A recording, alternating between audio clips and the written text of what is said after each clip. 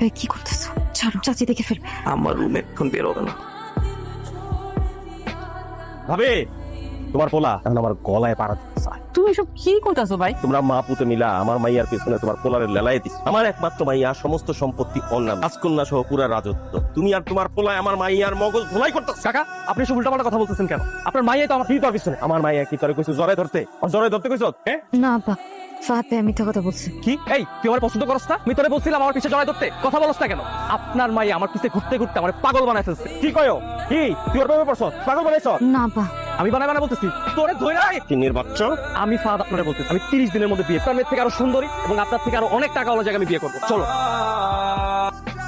তুমি বিয়ে করলে আমি পাগল হয়ে যাবো। ফাহাদ ভাইয়া, ফাহাদ ভাই আবার ভুল হয়েছে, আমার মাফ করে দে ফাহাদ ভাইয়া। তোমার আমি বিয়ে করতে দিব না ফাহাদ ভাইয়া। চাচি তোমার তো ছেলে, তুমি বুঝাও, তো বুঝাইলে